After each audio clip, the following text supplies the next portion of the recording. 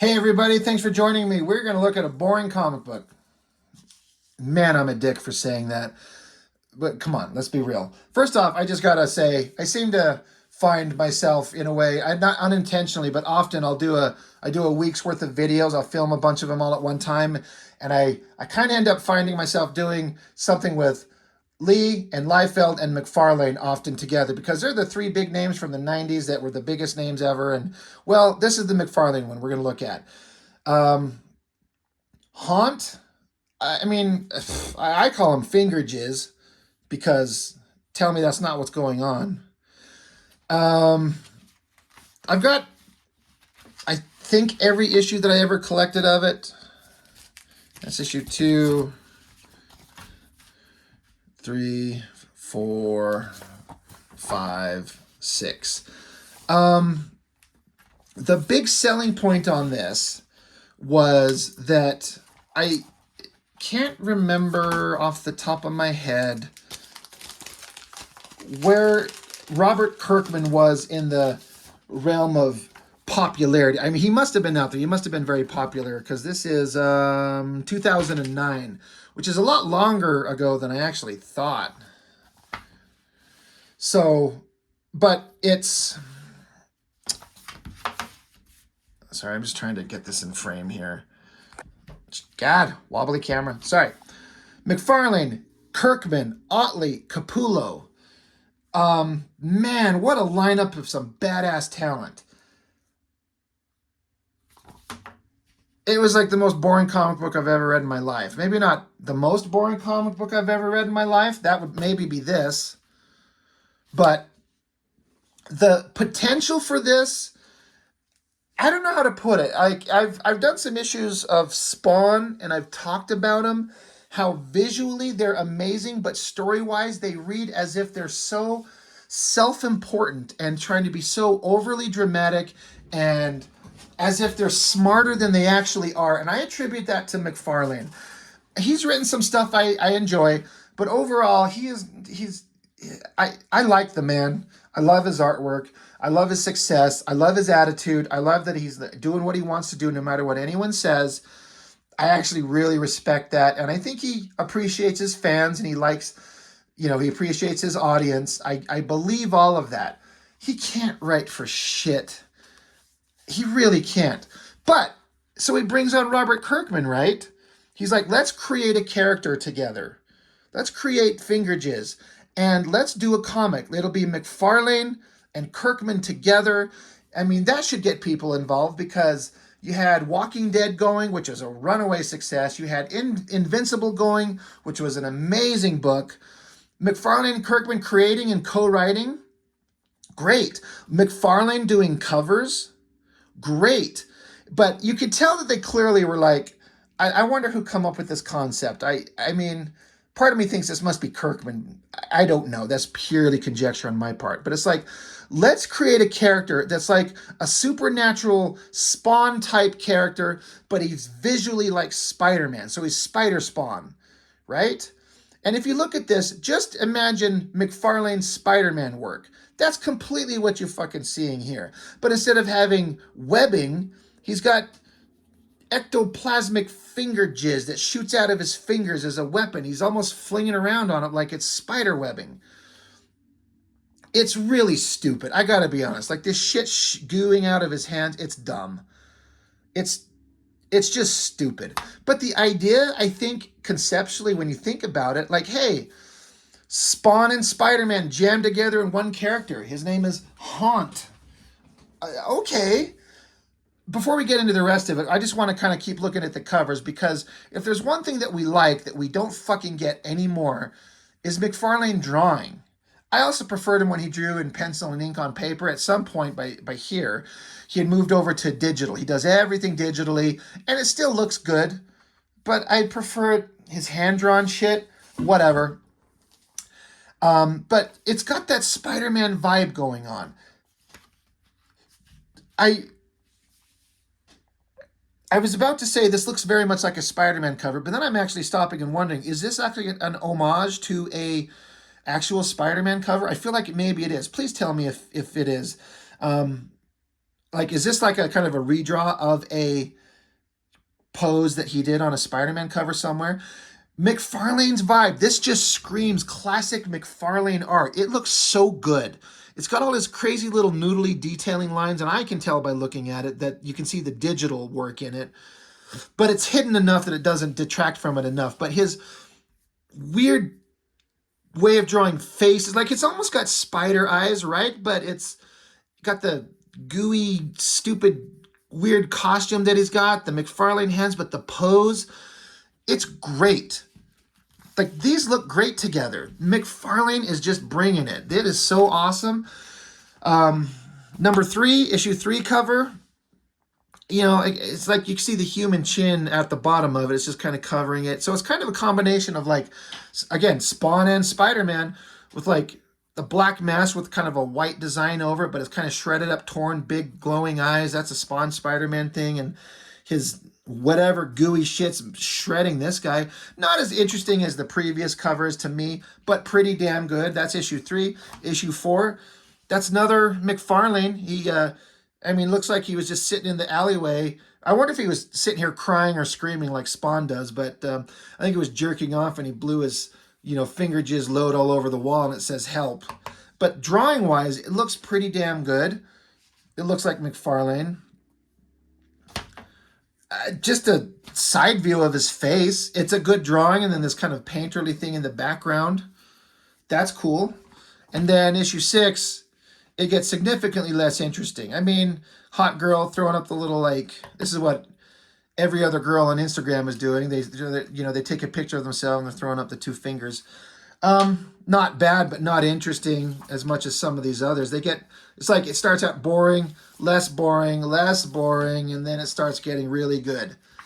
But, so you got the writing combination, but who does the artwork? Well, Kirkman, like I said, he was doing Invincible, and he was working on that with Ryan Ottley. There's a couple guys I have given the title of bad motherfuckers, and Ottley is absolutely one of them. Invincible is such a great book. So they bring him on, but he's drawing Invincible at the same time. I'd be really curious. I'm sure there's some interviews out there I could track down to get into how this happened, but I'm curious as to what was the conversation like of Kirkman being like, hey, because Ottley's mentioned that he's been a big fan of McFarlane and Spider-Man. That's not a secret. And so I can imagine Kirkman coming to him and say, hey, I'm creating a new book with McFarlane. I want you to draw it. But they're doing Invincible. And so they don't want to interrupt that book and interrupt that flow. So how can they make that work? Drawing 2 titles a month is really hard. I mean, it's impossible. There's a couple of guys that can do it. Like John Romita Jr., he can do it. But you got to pump out shit fast. And Ottley, if I remember an interview, I believe, he didn't want to stop that. He loved the book. He was getting major notoriety. He doesn't want to stop that. But how can he fit in drawing Hunt? Because how can you resist a brand new Image comic #1 with his good friend Kirkman and Todd McFarlane? How do you make that work? Well, what they did, and again, I am not privy to the private conversations, however this happened, McFarlane presumably got a hold of Greg Capullo. Greg Capullo, absolutely another bad motherfucker. All of these guys, you got a lineup of bad motherfuckers, 100%.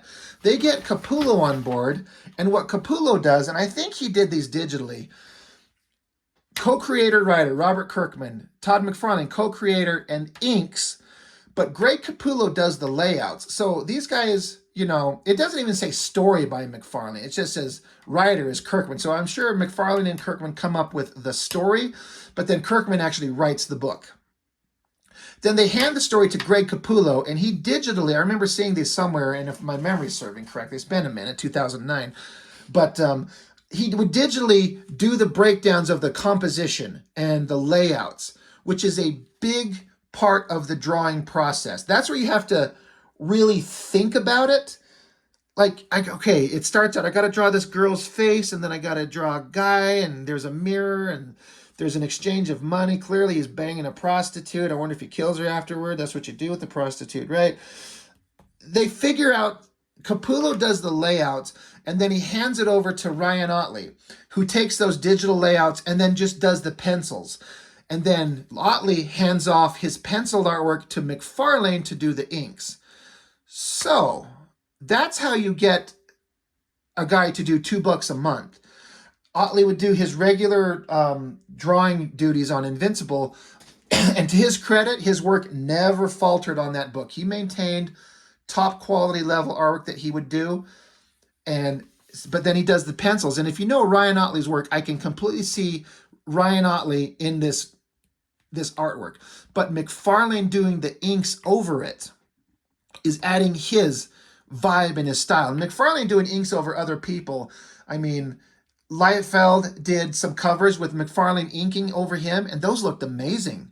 So sometimes a combination of a one penciler and another inker can create a whole new thing that's sort of one guy, but also another, and creates a whole new unique thing. So that's what's going on here. Capullo layouts, Otley pencils, McFarlane inks. So visually, what a great idea. All this being said, this is one of the most boring fucking books I've ever read in my life. I can't tell you anything about the story except, like, there's 2 brothers. One of them ends up dead. He is a ghost and somehow or some way possesses the body of his living brother, and he turns into finger jizz, and he's haunted because now he's haunted. Do you get it? It's to me, it was not interesting. I just kept picking it up because I'm like, Kirkman can write really good. I've read a lot of Walking Dead. I've read every Invincible. Not everything Kirkman does is gold, but those books were amazing. They're first-rate, top-rate shit, and Kirkman is a really cool guy. So I'm like, I'm going to give this a shot. And artistically, it's okay. So you're getting into it. One of them, the guys, oh yeah, if I remember correctly, the brothers, one of them is like a church-going guy, and the other one of them is an assassin, and they don't like each other, I think. I'm sorry, I didn't bother reading this because I just could not bring myself to care. I am not interested in reading this shit again, ever again. But it's so serious. There's religious themes. There's God. There's devil. Oh, it sounds like Spawn. Oh, there's a warrior guy that's a soldier that's going to end up dead somehow. So his spiritual body, and it's very Spawn-like. It reads like a Spawn comic, and man, that shit got old fast. Otley's a bad motherfucker. He can draw. McFarlane's inks on top of it are good, but whatever. You know, they're going along. They're talking. I don't know what's going on. Weird mutant gross creature things. I'm just going to kind of skip by some of the shit because I don't care. Artistically, that's great. That's kind of cool looking. These sound effect things always make me laugh. What is this? Fuck? Fuck, huck, huck, huck, huck, fuck, huck, huck, huck, fuck, huck, huck, fuck, huck, huck. Okay. Yeah, it's fuck, huck. Warrior guys, soldiers, previous pages, church guys here. They capture this dude, drug him, pulled him into a van, beat the shit out of him, pulling his teeth out, trying to find something. Who cares? Is he dead? Yeah, so kill him. Cut to funeral.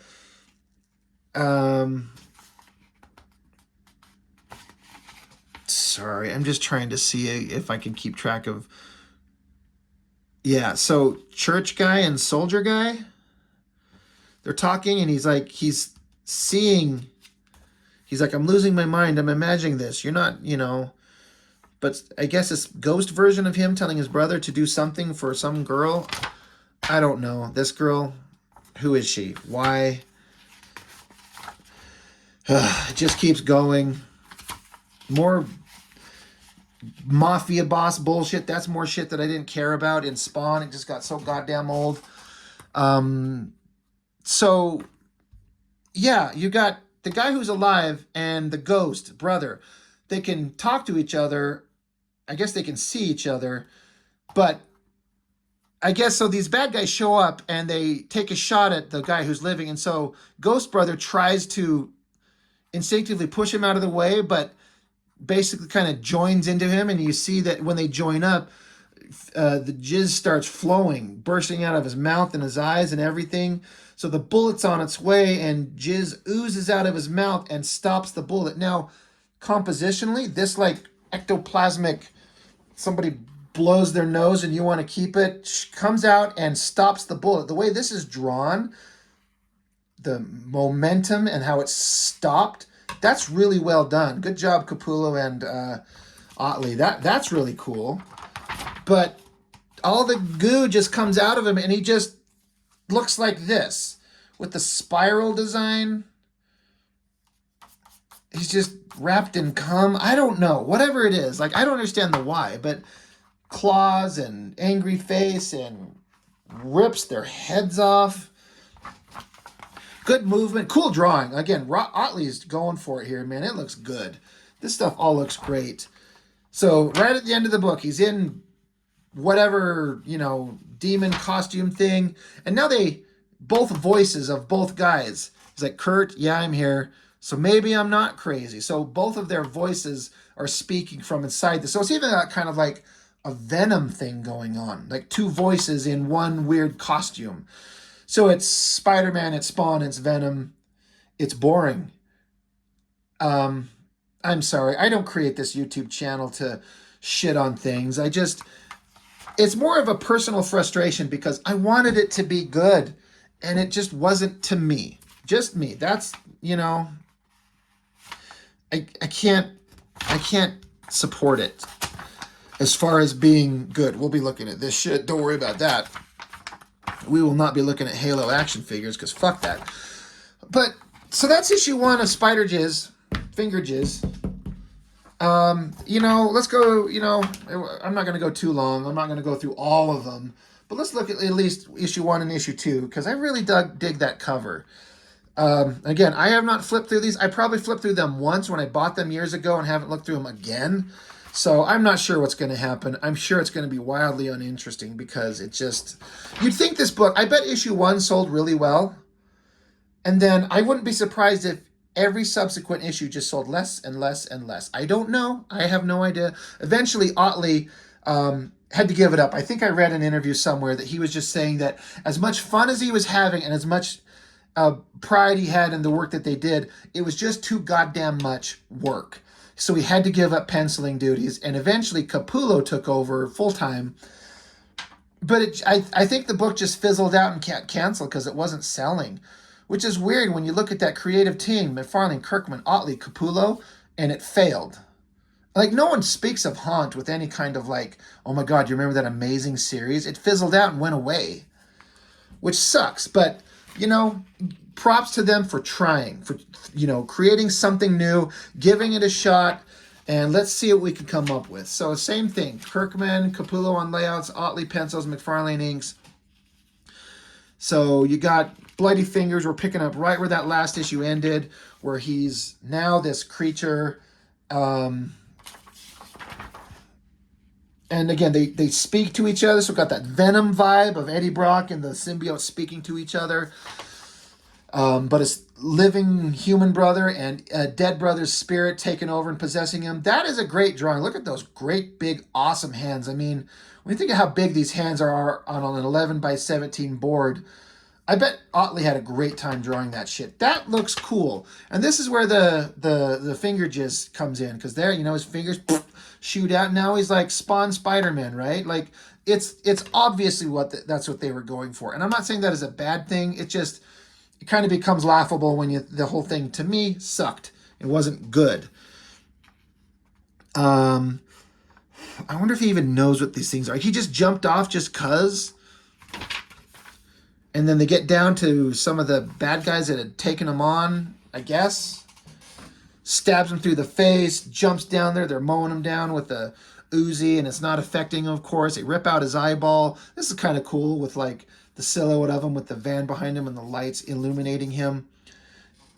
Kind of cool. Again, artistically, they're always going to be good. Otley and Capullo together, McFarlane on inks. Visually, artistically, it's going to be interesting. It's just, doesn't it not look like a Spawn comic with like gangsters and sunglasses and bloody death scenes of death and destruction that are just not interesting at all? I guess if I was being honest, I would read these and see if the story is interesting, but I'm not interested in reading these. I'm not interested in wasting my time on the story. I gave it one shot when I was a grown ass man and I didn't like it then, I'm not going to like it now. So whatever. They're talking. The two brothers. This is the one who's living, the dead one. So we get to see them. They're talking with each other. Is this the wife of the guy who's dead? I believe. They're walking around. They're talking. They're walking around. They're talking. I'm sure it's very interesting. I say that with a lot of sarcasm. All right. Well, you're in a church and there's a dead body ripped to shreds. That's kind of cool. I don't know who this guy is. I don't care. I think Finger Jizz is showing up. Oh, there he is. Look at, he's just covered in fluids. What have you been doing, buddy? Like, towel off. Holy shit. Let the violent stabbings happen. That's great. Good action. Good movement. Otley's really, really good. I don't care about any of this. Whatever, they're talking. There are more standing around. There's more brooding, more setup of stories. Oh, whatever. We have a lot of questions for you, Daniel Kilgore. Oh, right. Their last name is Kilgore. Because of course it is. It's Kilgore. Man. It's just ridiculous. You know what? These are so boring. I'm not taking too much time, especially with issue 2. Man, they're really pushing this shit. Oh, right. They're McFarlane toys, right? Yeah. Of course he's going to. You got to put in a big old Halo double page ad and when you're McFarlane. This is where he makes his money on all these action figures. So we looked at issues 1 and issue 2. Why not? We got the first 6 issues. We'll go do half of them. We'll do issue 3 as well of Finger Jizz. Let's check them out. Same thing. Otley on pencils. Soldiers pointing guns. They shoot a dart in his forehead. Is that how that works? And that knocks you unconscious. They're in a jail cell. There's a sexy ass fucking girl. What's going on? I don't remember this.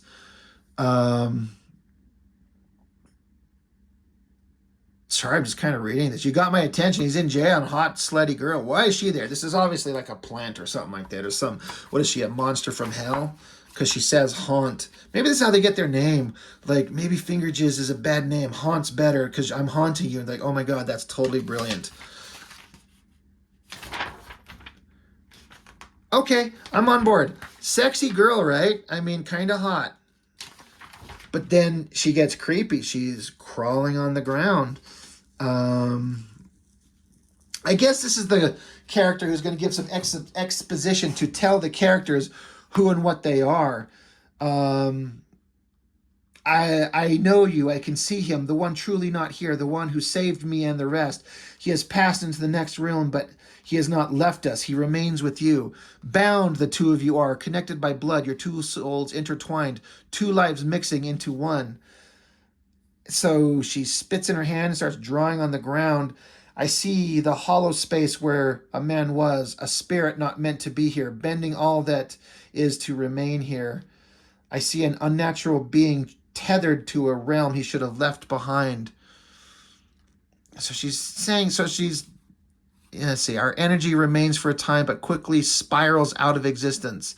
So she's drawn this circular design that I think is the pattern that he has when he turns into his stupid costumed version. Haunt, that is what you are. You keep this one here. This life depends on you. But I think very soon your life will depend on him. Whatever. She's just kind of telling him who they are and giving him a name to call himself. He's Haunt. Okay. The maybe one vaguely interesting thing in the book was that. Now, I don't care. I don't care. I don't care. I still don't care. Oh my God. I don't care. They're still talking. I don't care. I don't care. And I don't care.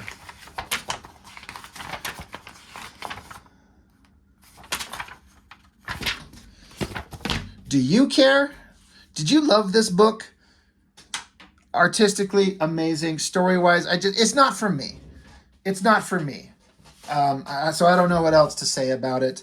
I wanted it to be good, but it just read like the worst tropes of McFarlane, written by Kirkman, who's good. Maybe there's some good ideas in there, but it didn't work. And maybe I'm just a dick.